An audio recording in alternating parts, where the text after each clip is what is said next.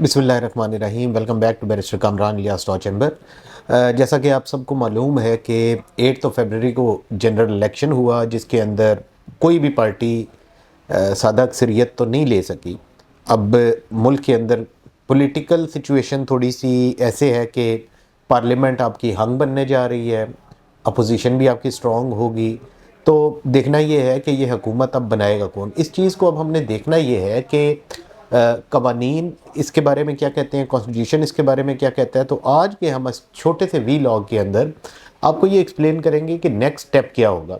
देखें, इसके अंदर हम डिस्कस करेंगे फॉर्मेशन ऑफ द गवर्नमेंट, फिर उसके बाद election to the prime minister office, फिर उसके बाद हम डिस्कस करेंगे इसके अंदर रिज़र्व सीट्स की बात, जो कि बड़ी इंपॉर्टेंट है कि पीटीआई का क्लेम है कि उनकी रिज़र्व सीट्स वो किसी पार्टी के साथ मिल के रिज़र्व सीट्स क्लेम कर सकती हैं।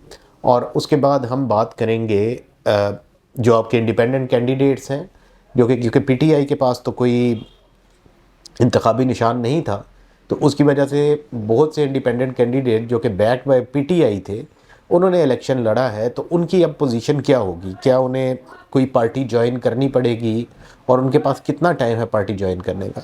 तो ये सारी बातें हम डिस्कस करेंगे आपके साथ। तो इस व्लॉग को आप मेहरबानी करके आखिर तक लाजमी देखिएगा, और कमेंट्स में अगर कोई सवाल आपका हो तो वो लाजमी पूछें, उसका इंशाल्लाह कोशिश करूँगा कि मैं आपको जवाब दे सकूँ। तो फर्स्ट थिंग फर्स्ट कि इसमें हमने ये देखना है कि आपके इंडिपेंडेंट कैंडिडेट्स, उनकी इस टाइम पोजीशन क्या बनती है।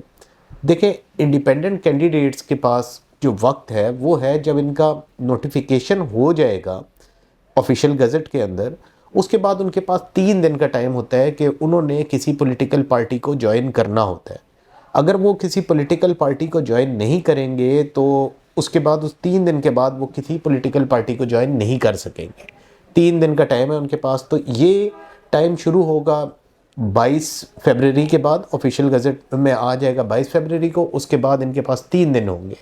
तो इसका मतलब ये है कि 25-26 तारीख तक का टाइम है, उस वक्त तक इन्होंने ये डिसाइड करना है।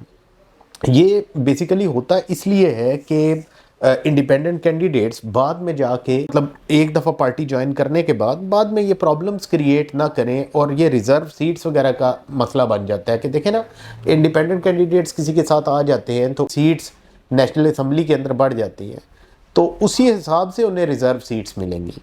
इलेक्शन रूल्स 2017 का 92(6), इसके अंदर ये चीज़ वाजिया की गई है कि for the purpose of this rule the expression total number of general seats won by political party shall include the independent return candidates और candidates who may duly join such political party within 3 days of the publication in the official gazette of the names of the return candidates. अच्छा, आगे इसका जो proviso है उसके अंदर दिया गया है कि डिपेंडेंट कैंडिडेट ने अप्लाई करना है पार्टी लीडर को, और उसके बाद वो उस पार्टी के अंदर शामिल हो जाएंगे। उसका एक प्रोसीजर है, वो प्रोसीजर उन्हें फॉलो करना पड़ेगा। और उसके बाद अगला इसका प्रोवाइजो है, उसके अंदर ये बात है कि एक दफ़ा अगर उन्होंने पॉलिटिकल पार्टी को ज्वाइन कर लिया तो उसके बाद वो उसे कैंसिल नहीं कर सकते, वो रिकॉल नहीं हो सकती और वो कैंसिल नहीं हो सकती, वो उस पार्टी का हिस्सा बन जाएंगे फिर। अब ये इंडिपेंडेंट कैंडिडेट वाली बात तो हमें क्लियर हो गई कि इनके पास अब टाइम है 25 या 26 फरवरी तक का। अब हम बात करते हैं जी कि अब गवर्नमेंट आपकी फॉर्म कैसे होगी, उसके अंदर उसका तरीकाकार क्या होता है। देखिए, 8 को जनरल इलेक्शन हुआ, उसके बाद अब 29 फरवरी डेट बनती है, जिस वक्त तक टाइम है प्रेसिडेंट ऑफ पाकिस्तान जनाब आरिफ अलवी साहब के पास कि वो कन्वीन करेंगे नेशनल असम्बली का इजलास। उसके अंदर पहला जो काम होता है वो होता है आपके स्पीकर का इलेक्शन। स्पीकर इलेक्ट होंगे, उस स्पीकर के इलेक्शन के बाद आपके जो प्राइम मिनिस्टर के कैंडिडेट्स हैं उनका इलेक्शन होगा। उनकी वोटिंग, जो उधर आपके असम्बली के मेंबर्स हैं वही उन्हें वोट करेंगे, और जो उनमें से अक्सरियत लेंगे वो प्राइम मिनिस्टर बन जाएंगे। तो ये इसका सिंपल सा प्रोसीजर है। और उसके बाद आ जाती है बात कि आपकी ये रिज़र्व सीट्स वाली बात है कि ये रिज़र्व सीट्स आपको कैसे मिल सकती हैं, कब मिल सकती हैं, क्या पीटीआई अभी रिज़र्व सीट्स ले सकती है। रिज़र्व सीट्स के हवाले से इलेक्शन एक्ट 2017 का आर्टिकल 104 है, जिसके अंदर इस बात को वाजिया किया गया है कि आपको एक स्पेसिफिक टाइम पीरियड दिया जाता है कि जब आपने अपने रिज़र्व सीट के कैंडिडेट्स के बारे में आपने बताना होता है कमीशन को। ये पब्लिक इन्फॉर्मेशन में भी बात आ जाती है, और उसके बाद जब वो टाइम ख़त्म हो जाता है तो उसके बाद इसके अंदर कोई ऑल्ट्रेशन नहीं हो सकती। आप जितने मर्जी है कैंडिडेट्स उसके अंदर रख सकते हैं, लेकिन वंस ये टाइम ख़त्म हो गया उसके बाद आप उसके अंदर कोई तब्दीली नहीं कर सकते। तो ये तो मेरे ख्याल में दिसंबर के अंदर ये बात हो गई थी। अब अगर दिसंबर में अगर हम इस वक्त की सूरत हाल को देखें तो पीटीआई, क्योंकि पीटीआई तो अब उनका तो कोई वो था नहीं, पीटीआई के निशान के ऊपर तो कोई इलेक्शन लड़ा ही नहीं है ना, तो अब उनकी ये पोजीशन है कि उन्होंने उस वक्त तक तो कोई अपनी रिज़र्व सीट्स के बारे में कोई इतला नहीं दी थी, कोई उनके रिज़र्व सीट्स, रिज़र्व कैंडिडेट्स मौजूद नहीं थे। तो अब जाके क्या वो दूसरी पार्टी में शामिल हो के भी रिज़र्व सीट्स क्लेम कर सकते हैं? तो कानूनी तौर पे तो, जो कि इलेक्शन एक्ट 2017 जितनी मेरी समझ बूझ है उसके मुताबिक तो ये अब पॉसिबल नहीं है। लेकिन इसके ऊपर हम देखते हैं कि फ़र्दर क्या होता है। फ़र्दर देखें, जैसे कि ये हमने बात ऑलरेडी डिस्कस कर ली है कि इस वक्त वाजिया मेजॉरिटी तो किसी के पास नहीं है। 169 सीट्स चाहिए थी, इसके अंदर इंडिपेंडेंट सबसे आगे हैं जिनकी 93 सीट्स हैं, और उसके बाद दूसरे नंबर पे पीएमएलएन है, फिर उसके बाद पाकिस्तान पीपल्स पार्टी, पार्लियामेंटेरियंस हैं।